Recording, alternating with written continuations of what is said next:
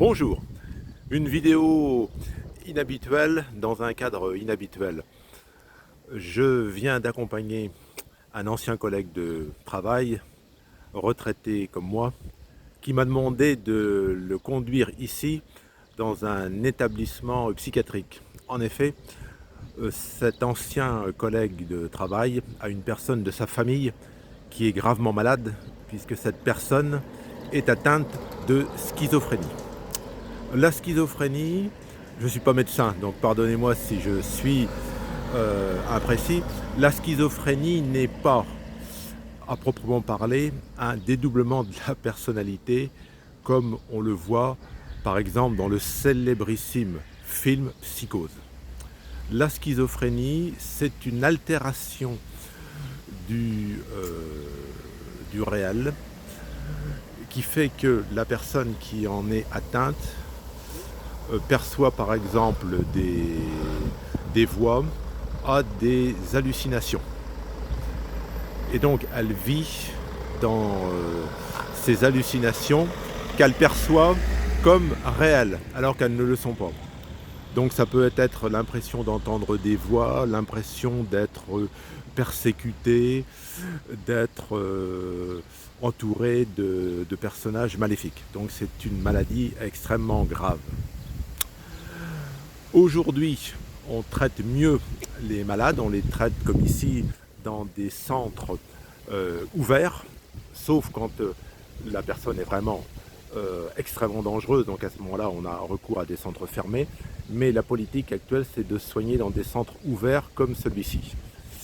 On utilise aujourd'hui, et je le répète, je ne suis pas médecin, donc pardonnez-moi si je suis imprécis, on utilise des médicaments qu'on appelle neuroleptiques, qui permettent en fait de faire disparaître les hallucinations, les délires. Et avec les progrès de la médecine, les neuroleptiques sont beaucoup mieux acceptés que ce qui existait il y a encore 5 ou 6 ans. En effet, il y a des effets secondaires. Si la personne se sent mieux dans sa tête, il y a des effets secondaires comme un engourdissement, un phénomène donc de raideur musculaire. Donc le souci c'est que les personnes vont mieux dans leur tête, mais que malheureusement au bout de quelques mois, avec les effets secondaires qu'elles peuvent ressentir, certains patients sont tentés d'abandonner leur traitement, ce qui est évidemment catastrophique, ce qui entraîne des rechutes. Et il faut savoir que quand on a affaire à une personne majeure, on ne peut que très difficilement obliger une personne majeure à se soigner contre son gré. Il y a une procédure qu'on appelle l'hospitalisation sous la contrainte, qui est très difficile à mettre en œuvre, puisqu'il faut bien souvent faire appel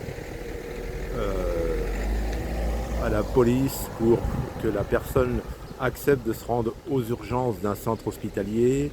Il faut un examen et 2 certificats médicaux de psychiatre pour procéder à une hospitalisation sous la contrainte, qui contraint donc, comme ce nom l'indique, le schizophrène à se faire à nouveau soigner.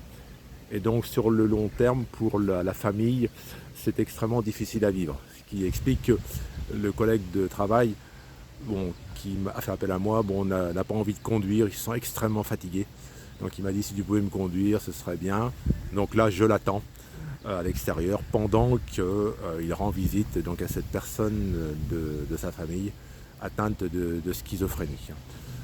Alors ça fait drôle effectivement de se retrouver comme ça dans un milieu ouvert. Ça fait prendre conscience quand même de notre fragilité à tous, parce que on se croit bien dans sa tête et puis malheureusement on s'aperçoit qu'il y a un certain nombre de gens qui ont de grosses difficultés. Alors, je crois qu'il faut en tirer peut-être une leçon, se dire que ces petits problèmes personnels, finalement, comparés à certaines catastrophes qui atteignent d'autres personnes, on n'est pas forcément les plus mal lotis. Donc, je vous demande, s'il vous plaît, de commenter cette vidéo. Si vous avez des témoignages, des suggestions à faire, des remarques, bon, ben, je suis tout à fait demandeur hein, de commentaires sur cette terrible maladie qui est la schizophrénie. D'ailleurs, il faut préciser que le schizophrène n'est pas, contrairement à ce que l'on peut penser au vu de certains films, n'est pas forcément quelqu'un qui est agressif et dangereux pour l'entourage. Il faut faire un trait sur cette image. Un schizophrène peut être dangereux, mais la majorité ne sont pas dangereux. Ils souffrent dans leur cerveau, ils sont très malheureux, et bien entendu, ça a un impact très négatif sur leur entourage. Je vous souhaite une bonne fin d'après-midi, et je vous dis bonne fin de journée. Au revoir.